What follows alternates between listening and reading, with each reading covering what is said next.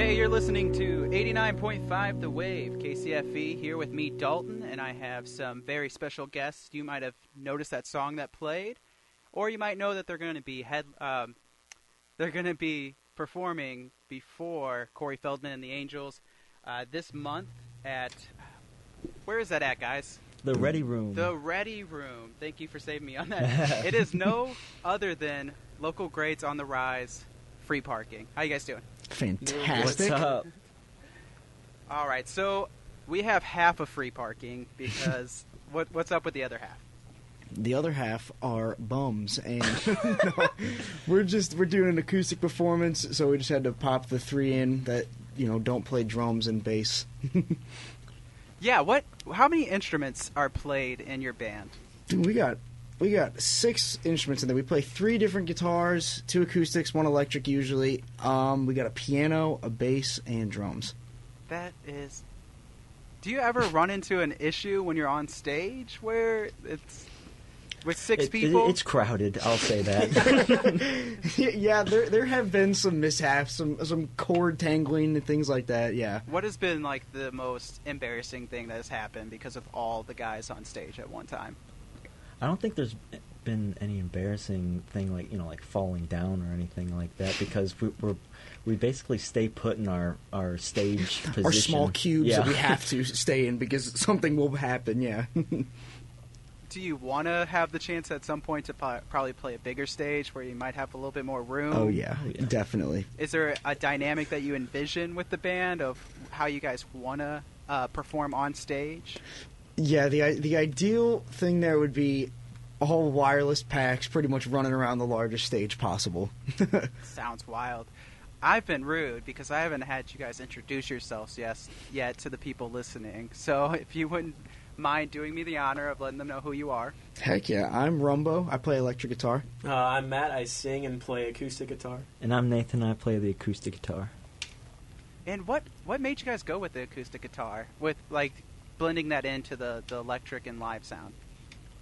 So basically, in the beginning of free parking, Nathan here talking, I played the bass, and then some things happened, and I switched to the acoustic guitar because just my bass skills weren't there. So our buddy Chris, he was on the piano at that time. He switched to bass. He picked it up way faster than I did. I switched to acoustic guitar because we thought that would be a better fit, and the rest is history. Yeah, and how did all 6 of you come together with this idea that you wanted to start a band? Well, we're all neighbors, and one year Matt got a concussion playing soccer, and I walked into his basement, and I saw a drum kit, and I said, hey, I got an acoustic guitar, and I got an electric guitar, so let's move it down here. So we moved him down here, and then slowly but surely, as our other buddies had soccer, like our bass player and our drum player both had soccer every day, we would start building up songs, start hanging out and doing that, and then we all started joining in and met Nate and just kept playing. What is it with soccer and musicians? It seems like if you look at any like good rock groups, I'm just going to throw out Blink-182, Fall Out Boy, you have a history of some of the guys play soccer. What is with that? I honestly didn't even know that. No, I didn't know that either. That is a complete coincidence. That gives me hope. All I know is I played soccer, got a concussion, had to drop gym class in school, and guitar was the only option. I didn't know how to play guitar, and took guitar class in Our bass player and our drummer played soccer as well, so half of free parking it's a good sport. has been on the field. Yeah, there's just something about it where it just seems like people that are kicking the ball just decide to, use their hands eventually to, this time with an instrument. But that's pretty rad true. still. So, at what point did you guys stop jamming and start saying, hey, we should really make this our own? I mean, it's kind of been a slow, methodical process. This all started around 2012, and I mean, we just started playing. Our parents gave us the advice, why don't you guys start playing out? So we basically were a cover band for a good 2-3 years that, occasionally wrote originals and played them out. But eventually we kind of realized, like, hey, we got to kind of step up here and, maybe strive for more things than just the bars and, go for venues and start sharing our music with the world. So that kind of the bar scene helped push us into what we actually want to pursue. And what kind of covers were you doing?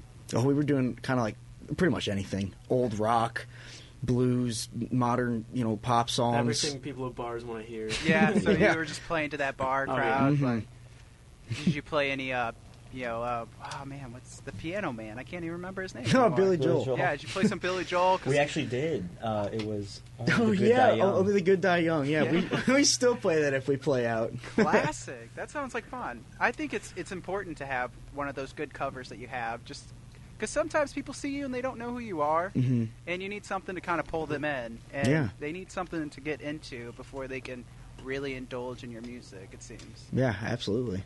And what kind of direction did you want to go in when you decided that you wanted to write your own music? We didn't really have a specific direction. I mean, we're still kind of trying to figure out in a sense, we just sit down and we kind of try to put ourselves in the mindset of what we're going through and what we're feeling in this specific moment in time, and so we'll kind of just try to put those feelings onto paper, and whatever comes out, we're kind of taking it as, well, I guess this is the free parking sound, keep trying to formulate that to craft it down to what we want.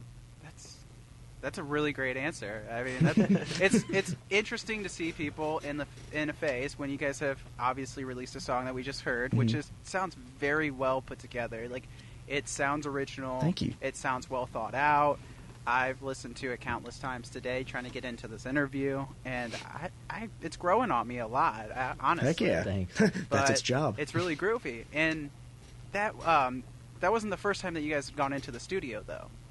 No, my goodness. Probably back in 2012, right when we first started, we played a little festival out in O'Fallon called O-Fest, and the prize was 10 hours at Jupiter Studios to record. So as sophomores and freshmen in high school, we recorded our very first original song. It was called Next to Mine, in those 10 hours, and popped it on SoundCloud, and it never really went anywhere, but that's okay. It's all part of the process.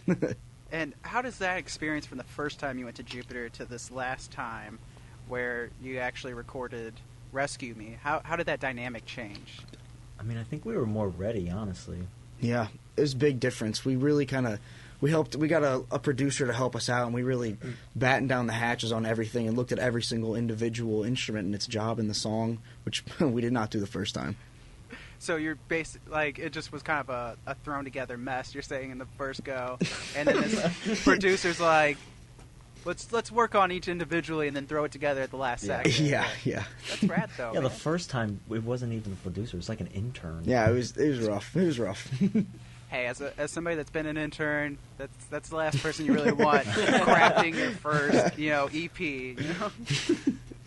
I wouldn't really trust myself to help with anything or make anything that good right off the bat. I would probably have started with somebody that was making like kid songs and then worked my way up to real artists.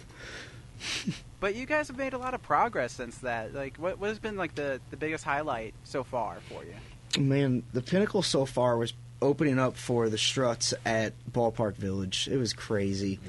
Yeah, what was that atmosphere like? It was pretty wild. We were supposed to be the openers for the Struts, so we were kind of third in line.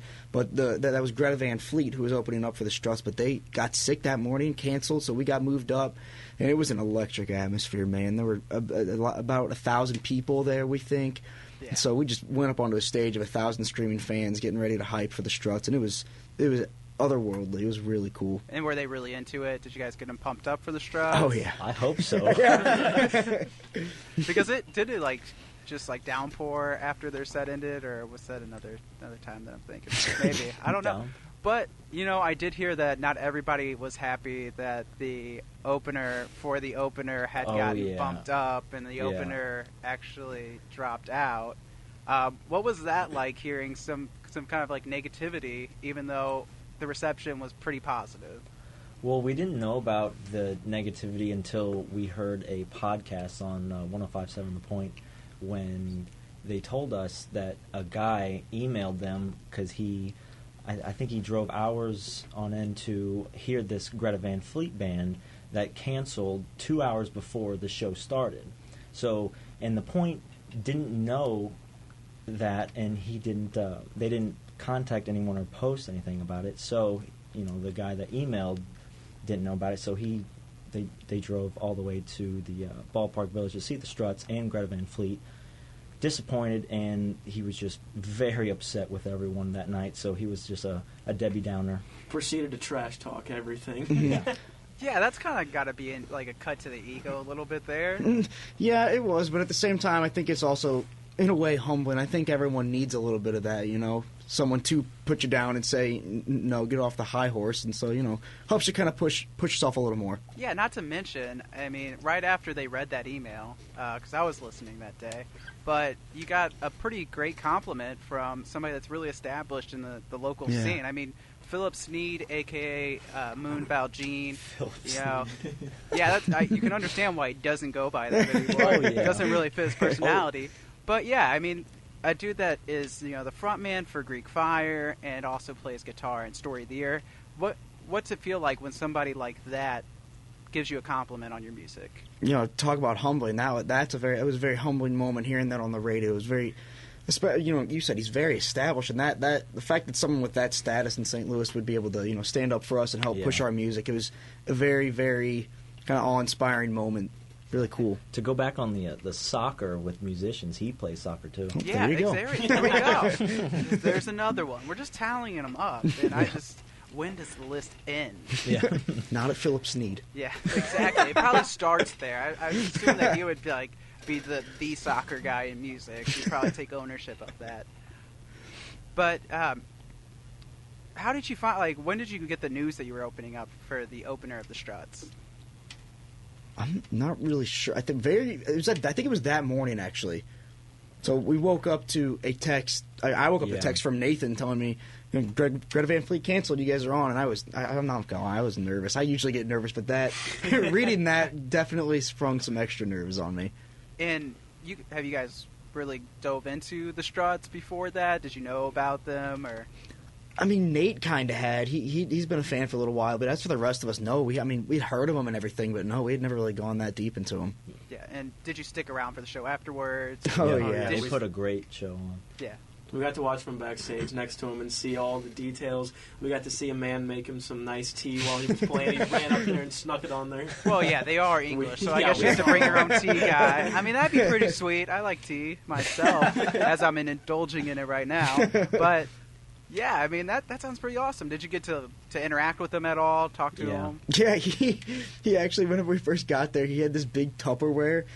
We didn't know what was in it, and we walk up like, it's a pleasure to meet you. And he just holds out this thing of Tupperware. He goes, would you like a cake? And it was just full of gooey butter cake cookies. Oh, my God. And coming from that guy who's a little different looking than what you expect a frontman from this side of the 20th century to look like, I mean, he would have been great in, the 80s glam rock phase, but, that guy to offer you a cookie... he made sure he told us right after. He goes, don't worry, they're drug-free. Okay, that's good. At least he was able to give you that information before. But I don't know, man. It's like when a white van pulls up and it says free candy on the side. I'm a little suspicious. Free cakes. Exactly. All right, so I think we've talked a little bit, and I had promised everybody listening that they were going to hear a little bit of it. So it would be cool if we heard a song. Heck yeah. Okay. Awesome. This one's called Home Ground. Home Ground. All right. Here it is, Free Parking. 3, 4.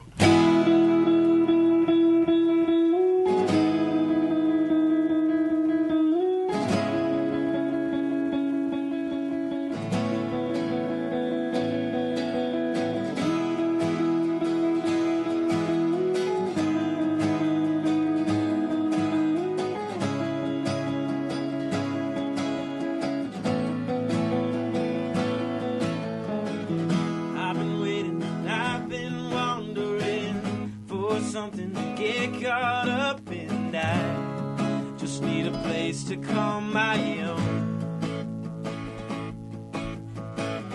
Reaching out to foreign places, find something that might inspire me to be someone new. To be someone new, I need to find a way to carry me from what I used to know.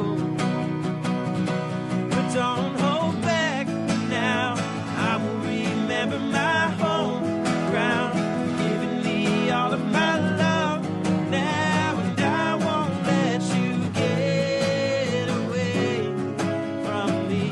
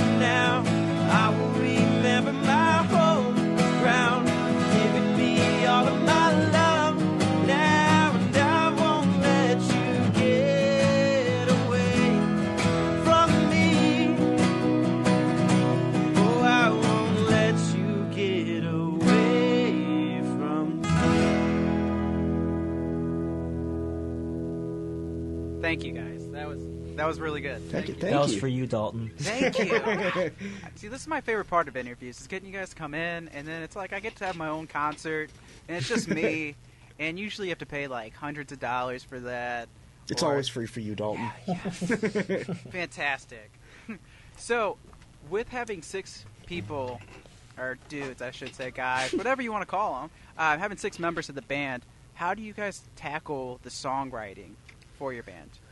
It's usually a group effort. Someone comes up with an idea for some sort of song, whether it be through lyrics or through some sort of chord progression, and then we'll kind of all start collaborating and throwing in ideas, and this idea gets shut down, but this one works. Kind of just a big mosh pit of throwing things out there and see what sticks to the wall.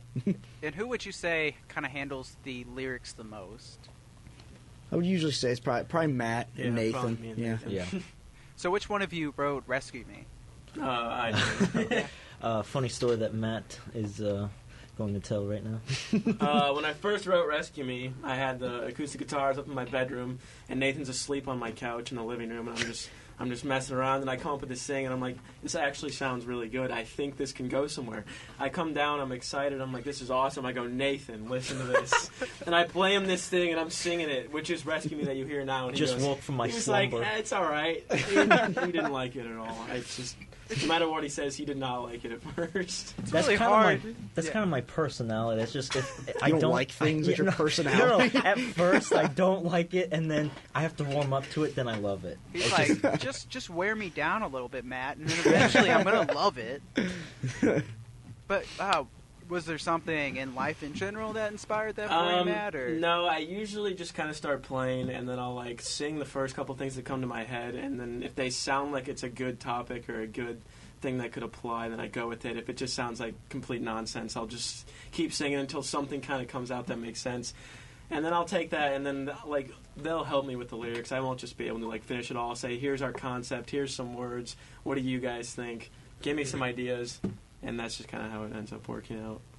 Would you say that there's a message that you want to kind of project with "Rescue Me"? I mean, with "Rescue Me," I would say just no matter where you are in life, it's kind of saying, hey, you're not always going to be able to do it by yourself. You need someone to rescue you. Like, you need help. You need other people. And you don't have to be alone. It's gorgeous. do you think that's why maybe you guys have 6 people in the band? That's Just probably why. Yeah. keep pulling each other out whenever you get deep. Absolutely. For sure. What do you think is the biggest challenge for you as a band, though? Honestly, Getting our name out there. yeah, it's kind of hard. Sometimes you don't know where to start. In just promotions and advertising, but then wonderful people like you come along and offer us opportunities like this, so that Prime helps. Yes. We're not Trying going to make you coordinate come in on 6 guys. Exactly. It We're would have all been separate. really difficult fitting 6 people back there. Yeah, In general, Yeah. we've done it, but it looks like a sardine can after that. But yeah, man, I don't know. Is it difficult for you guys having 3/4 of the or 2/3 of the band in like 200 miles away or Yeah. more? I'm not sure exactly how yeah, far away it Springfield can is. become a problem when we're trying to like organize gigs, and instead of being able to just talk to them, you have to text them, and then sometimes people don't see texts, and it can get messy, and it can take a long time to get simple tasks done sometimes. So yeah, it can be kind of hard. Yeah, I kind of was in that with you a little bit because when I first contacted you on Facebook, I was like, well, the band's most of them are in Springfield. Just let me see what's going on. We might have a fall break coming up soon. We might be playing a gig here. I don't know. We got to coordinate this. I'm like, I didn't realize there were 6 people. Yeah. But I'd heard that in a previous interview, you guys talked about getting a house rather than living in dorms on Springfield to, in your hopes, be able to spend more time playing. Yeah. Which, starting Sunday, we will have 5 of the 6 members in said house. So who's not going to be there? Our piano player, Noah, because he goes to school in Rolla. What? So, yeah. Actually, the He's the GM's outlier. son goes to, I think, is it S&T? Yeah, Yeah. Yeah. Yep, same thing, man. Just, you guys are just trying to push yourselves more, west, southwest. Like, what's wrong with St. Louis? I think it's a great place. Oh yeah. Same. You guys don't want to go into debt at SLU? I mean, I hear it's a great school. The institutions. Campus is beautiful, Yeah. Wash U, too, if you want to, shell out more money. I don't know if I'm cut out for that. Yeah. Believe me, I've interacted with people from WashU. I don't feel like I'm cut out No. to Who even be is? talking to them. I'm like, They're I'm having special. coffee across from your campus. I don't feel like I belong here. So, what are you guys going to school for down in Springfield? I'm going for history education. I'm just going for general business until I can figure out what to do. Yeah. I was going for entertainment management, but, plans change. We're hoping we don't actually make it to the graduation part of college. So, is the major plan to have this kind of take off? Yes. That's the hope. What's the biggest hope for you guys with the band? I mean, just make it to the biggest stage possible, biggest crowd possible. Yeah. Hoping to record more songs, hoping people listen to those songs, hoping we can manage to get a tour together and travel with that record and just see what happens. Spread our music, spread our love everywhere. Yeah, it's the current plan. And would you say this year's kind of been the most beneficial for you, like the most promoting yourself, getting your name out? Yeah, I would definitely say so. Everything from, I mean, we've had 2 radio interviews in the last month. The biggest biggest stage we've played on. I mean, yeah, it's been a pretty beneficial year for sure. And you guys were going to play at a pretty larger event as well, but that was kind of unforeseen circumstances. Yeah. So, because the road to Point Fest, didn't you guys have to play a few different times to even kind of get into the Yeah. We had to play about 3 different times, and each of those times we had to drive all the way up from Springfield for that specific gig. So, 3 weekends out of the last semester we'd be coming up here playing for Point Fest, and once we finally made it, we were stoked, obviously. Yeah, and you guys kind of got a little bit more anticipation than you wanted there. Yeah. So what was that like, waiting around just to hear your name come up last? It was pretty awful. We were all separate at the time being. Half of us driving back to Springfield in 2 separate cars, and then the other half, still at home. So I know, and we're all the way out in, Augusta and stuff, and our freaking radio station is cutting out, so we're barely even able to hear it. And then they're naming off the 4 bands and everything, and we're just holding on to all dear hope that we were going to get called. And then thank God they yelled it at the end. And did you feel how did you feel about your performance leading up to that? I think they were definitely some of the best performances that we've had at that time. Yeah, I mean, we felt good about it, but we were like, okay, our music sounds a lot different than every other band that we're up against right now. Mm-hmm. I mean, we felt like we did good, but we didn't know if that's what they wanted. If it was a good thing, it was different. Yeah. We didn't know. There was a lot of good bands along with us as well.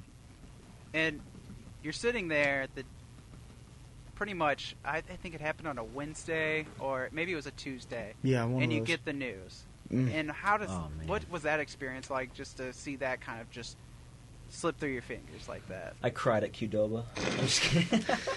Well, I mean, once again, we were all separate, and we all got the news separately, and we were bummed for a while, but one of the main things that we clung to was we found a way to get to to get through all the whole of the road. Get through the whole road to Point Fest. We knew that if we could do that, then there would be some sort of plan for us in the end of the actual Point Fest career. So we just hung on to that hope and knew it would work out for us. Yeah, and for everybody that doesn't know what was going on with Point Fest, the first weekend Korn dropped out because they had some medical thing going on. Yeah. And they had Breaking Benjamin step up, and then the next weekend was supposed to be Soundgarden headlining and a lot of really radical bands. Mm-hmm. And then unfortunately it was the performance 2 tour dates before you were supposed to be at Point Fest that Chris Cornell ended up taking his own life for unexplained reasons that we don't really know. Mm-hmm. But yeah, dude, do you think that weighs on more, just like that, just having to not only get the news that you weren't going to be able to play Point Fest, but also that somebody like Chris Cornell Yeah, it's a huge bummer. I read something right whenever that happened that Kurt Cobain was the first bookend of grunge and punk, and then Chris Cornell was the other bookend, and it was more detrimental, not just because we couldn't play Point Fest, but because such an iconic musical figure like that is no longer with us in the world. It was a big bummer. And do you feel like you have to pull together as a band when that happens? Because I mean, obviously, if somebody as big and successful and talented as Chris Cornell is out there with this unforgiving depression, Mm-hmm. it's got to affect ordinary people too. Yeah, it did. Yeah. It was a very strange morning when we heard the news because we were all in the dorms and we woke up and it was like the day we were going home and we heard that and we're like, oh no, that's terrible. What does this mean? What's going to happen? And then even Chester Bennington hit us even harder than Chris Cornell did because Chester Bennington was like one of the bands. Linkin Park was one of the bands that we like grew up on, jammed all the time, and that was just it was terrible.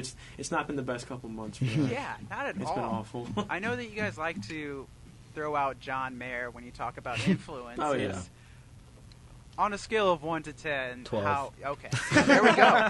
Nate already knew where I was Yeah. going. Does everybody have this love of John Mayer within the band, or is there some guys that are more skeptical? Everyone except the drummer, but we got the drummer into it because we're into it. So he's like, all right, I should probably figure out what they're talking about. I mean, he was a little unlikable for a while. Yeah. Oh, yeah. Oh, for sure. But he kind of like stopped being. We don't like to take after his social skills, No, just his he's music. Just his music. Yeah, His yeah. music's beautiful, Yeah. you know. And if you guys are influenced by that, obviously you guys are making really great music, and you can kind of hear a little bit of like a John Mayer. I think in Rescue Me, I think the acoustic guitar really has a nice flow to it with it, and you could be like, man, this would be something I could see John Mayer kind of messing around with. Heck yeah. But Yeah, that's why we're a little confusing because we're trying to figure out our own sound. Every song we make, we're like, okay, this sounds a bit different than what we just did, and we're not even sure. Yeah. Because like John Mayer's the main reason we like to play music and listen and write it, but it might not always come out in like what we're doing. So it's kind of interesting. Yeah. I mean, I think it's great when bands experiment with sounds, and like with the different sounds and like pulling from different genres. Would you say that there's who else besides John Mayer you guys like pull from influence wise? I mean, well, John Mayer got his influence from Stevie Ray Vaughan and Jimi Hendrix, so of course we had to look into that.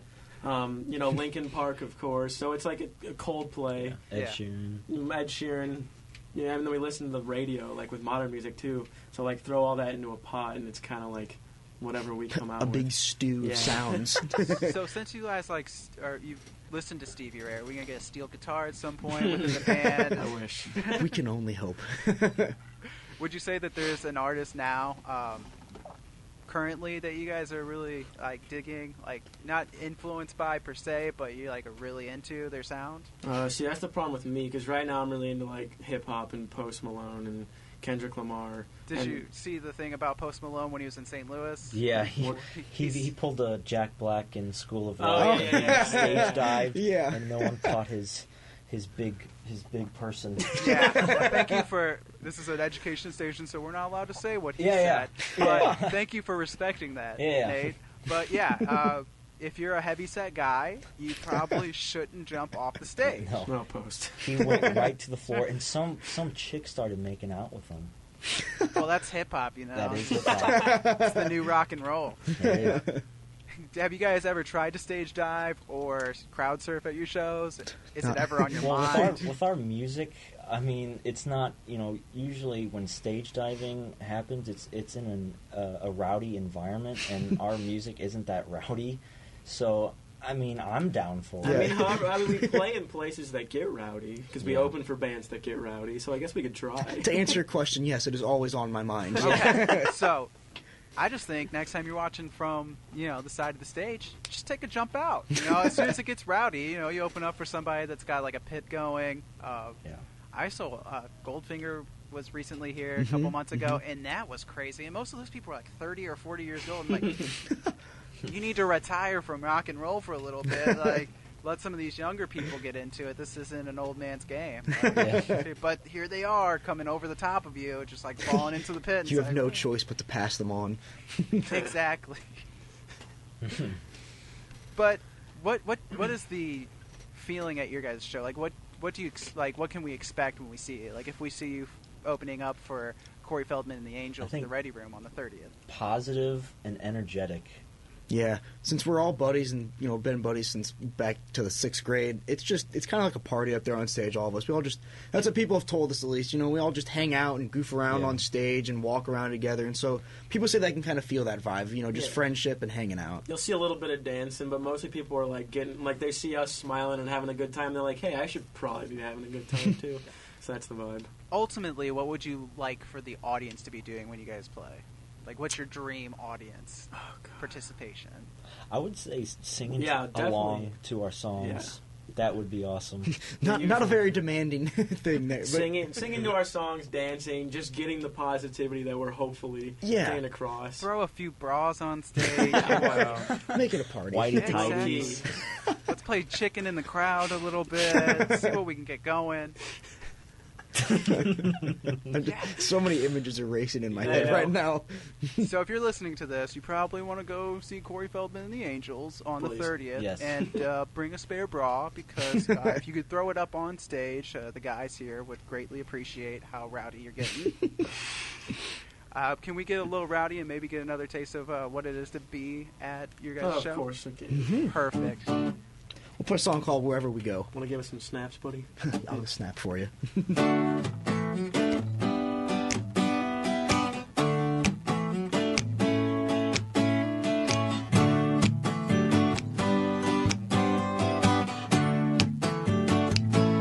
Stand down your guns, surrender your heart. The world as we know is tearing apart. So keep you still and show no pain. Wash away your fears and cleanse them with the rain.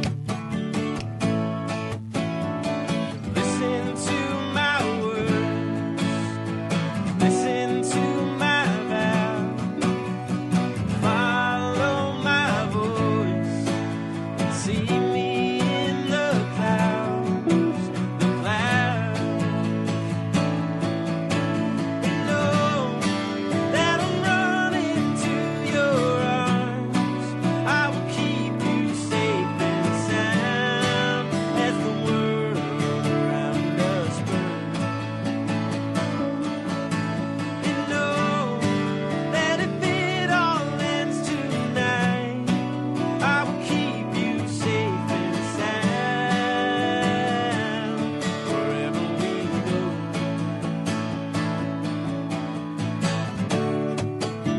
Hey. Hold your head high, for you won the fight. We made it this far, and that's far enough tonight. Try to make peace with what's inside your chest. Remember, love is free, and it's all we got left. Listen to my words, listen to my vow, follow my voice, see me in the clouds, the clouds. And know that I'm running to your arms. I will keep you safe and sound as the world around us burns. And know that if it all ends tonight, I will keep you safe and sound wherever we go. Come on, boy.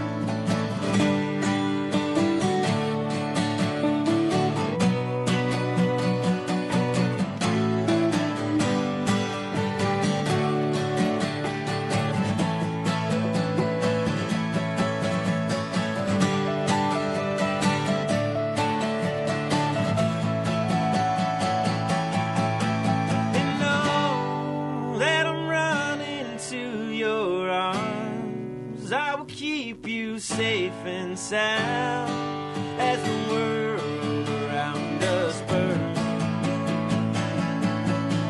And know that if it all ends tonight, I will keep you safe and sound wherever we go. I'll keep you safe, I'll keep you sound wherever we go. I'll keep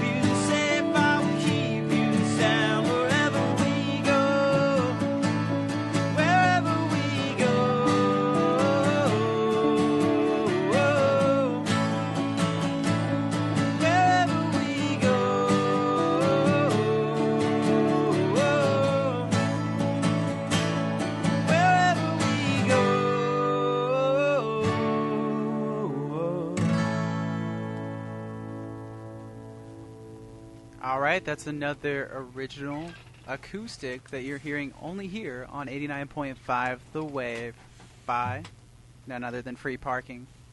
Thank you guys. No, thank you, man. That's been Honestly, awesome. the coolest thing ever is getting bands in here to just go unplugged and Heck yeah. play music.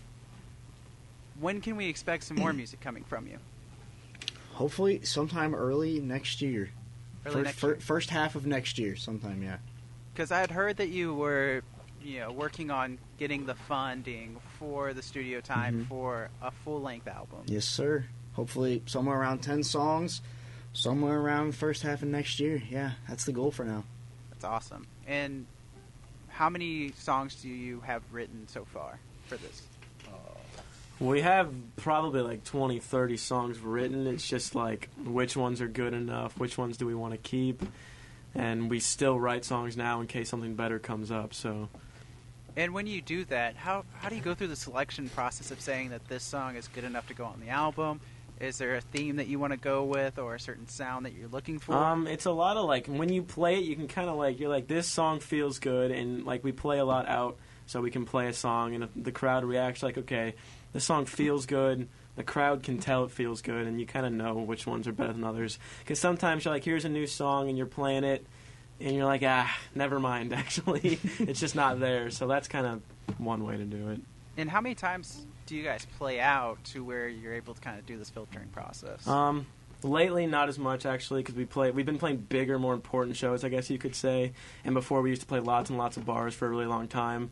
So it's like, here's a bunch of originals. We're just going to try them out. But recently we haven't really been able to do that. It's like, here's our best 6 songs. We have 30 minutes, and that's how it's been lately. Yeah, I mean, you guys are honestly doing something right because there are bigger names out there. And what was the experience like when you got contacted to open for Corey Feldman and the Angels? Well, let's see. I think we did the contacting, didn't we? Yeah. Why don't you tell them? So what I did was I have a lot of Facebook friends, and one of those Facebook friends is Colin Reagan, and he is a production manager at the Ready Room, and he said that he posted, I need 2 local spots for Corey Feldman, and I texted him. I said, hey, can Free Parking be on that bill? And he said no, because we haven't worked anything out. We haven't had Free Parking in Ready Room. I don't know much about you. So I was like, oh, okay. So I have some persuasion to do. so I was like, hey, man, we're not bad guys. We can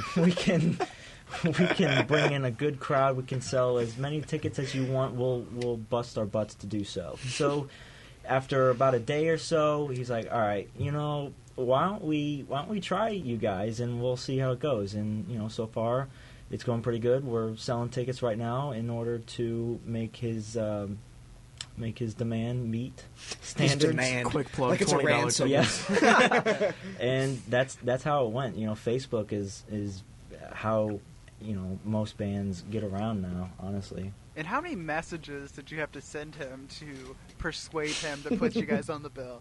Well, it was just that one saying, hey, we're not bad people. Nathan has very good business-like Pops personality. love us. I did say our background at Pops. We have a good track record with Pops and Firebird, and we just opened for the Struts. So we're not, some garage band. And it only took that one message. I just waited until he said something, but, thankfully he said something. Yeah, you'd think it would only take, hey, we're pretty cool dudes, and we just, played Ballpark Village, where we went from the pre-opener to the opener for the Struts. Yeah. I don't know if you've ever heard of them. Hopefully. What's your feeling going into this Corey Feldman, showcase? Because I've heard some things, and we've all seen the videos. Some people have a certain perspective of this band, and what's your feelings going into it? So, whenever we tell people that, we're playing Corey Feldman, they usually, they tell us, he's really bizarre and stuff like that, But I've done some research. I've watched interviews and stuff, and he seems like a really, really cool dude. He seems like a really stand-up guy. He always talks about, promoting love and positivity and stuff like that. And so, despite the less than peculiar videos online. He does seem like a really super nice dude, a really genuine guy. So I'm really looking forward to meeting him and getting to know him. And I mean, traveling with the Angels, I mean, that's a pretty good selling point to Yeah, open that'll up do it, for yeah. him. Yeah, I mean, can we hang out with some hot chicks backstage and some white wings? I don't know if he's gonna let us backstage. You demand it. Only you have if we do Nate the truffle email him shuffle. right now. Yeah, Nate. Use your Say, we're charm. really nice guys. Yeah, We're looking for we're nice not bad babes." guys. Can we hang out with some hot Yeah, chicks? Yeah. exactly. Have you guys ever watched his movies? Oh, yeah. Yeah. Hey, you guys! Yes. Anything outside of the Goonies, even though that is a classic and everybody needs to watch it? I have not. Stand by me. Yeah. Okay, yeah. That's the only other one though. He was in Such- Gremlins. Yeah, for like Oh. not a very big star. Yeah. Mm-mm. But you know, Well, one of my childhood favorite movies was Dickie Roberts with David Spade. Yeah. He featured in that, and that was such a good movie, such a classic. yeah, people don't give David Spade as much credit. Like he's funny. He's my favorite actor. Oh my god, but Dickie Roberts, former child star. I remember watching that like 100 times one Yeah. summer, just because I was like, this is ridiculous. Yeah. What kind of grown man rents a family? Oh, I know. It's so funny. So does anything change for you guys going from opening up for the Struts to opening up for Corey Feldman? No, honestly, no. Same mentality, same guys, same goofiness up on stage. Yeah. That's what keeps us moving. Just trying to hype the crowd for the big guy coming out. Mhm. The Yeah. important man. Hopefully score a few angels Yeah. after the concert's all over. More like devils. Yeah. Oh my No. gosh. So. Erase that. Yeah, we'll just go back. Pre But if you are able to, you know, talk to the Angels and, you know, take them out somewhere, are we going to see a similar going out that we're used to from, you know, free parking? Or are they going to get wined and dined at the Oh, finest Denny's or Yes. IHOP or Steak and Shake? Yes, the wine and dine at the finest Denny's. They have to order off the 2468 menu. Yeah. And when did that become a trend for you guys? Like after every show, you had to go. This man has done his research. Yes, I'm so surprised. Honestly, dude, we just got hungry. I mean, after They're the the shows, only places open Yeah. at that time. We Uh-huh. have no choice. There's a Steak and Shake, guys. That's on Lindbergh, maybe half a mile from here. There's also, I don't think any Denny's or IHOP close, but you know, Steak and Shake's pretty. Steak and Shake close. works. Yeah, you know, in case you guys are hungry after we get done with this, we've done a lot of talking. So, Yeah. all right, before we wrap this up, was there anything that you guys wanted to kind of put out there before? Follow us on Facebook, Twitter, and Instagram, all at Free Parking Band for our upcoming events and music. And, Yeah. oh, sorry. No, you're good. Gotcha. I was gonna say, show us a little love. We'll show you some love back. And if I wanted to get tickets from you guys, That'll be For- me.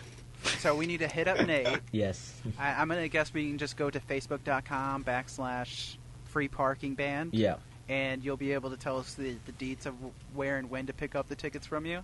Yeah, and our we are the co-host of that. If you just go on Facebook and go onto our events, you'll find the Corey Feldman and the Angels at the Ready Room, and in that ticket URL,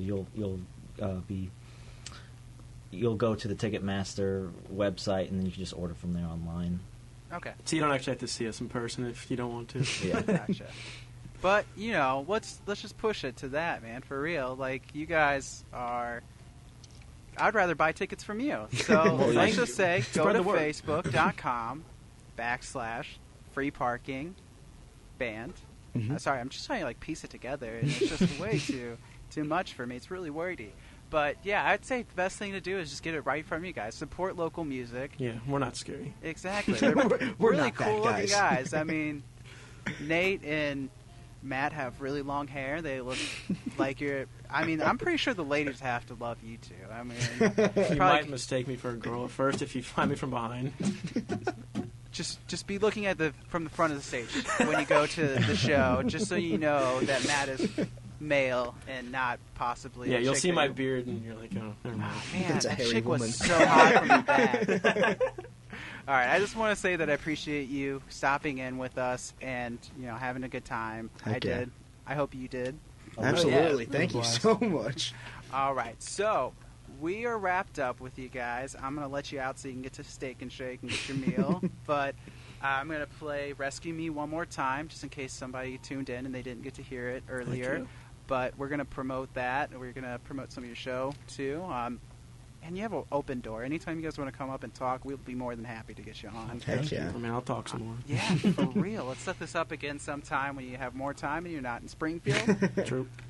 Alrighty, so if you've been listening to Free Parking here on 89.5 The Wave, KCFV. We are broadcasting out of Ferguson. I'm Dalton, and if you get a chance, please go to facebook.com/free parking and see my guys.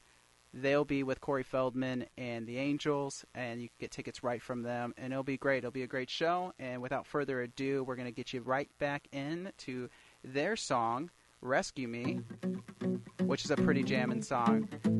And stick around, because we're going to have great music. Got Royal Blood coming up also, and have a great night. Great night. Great night. Great night.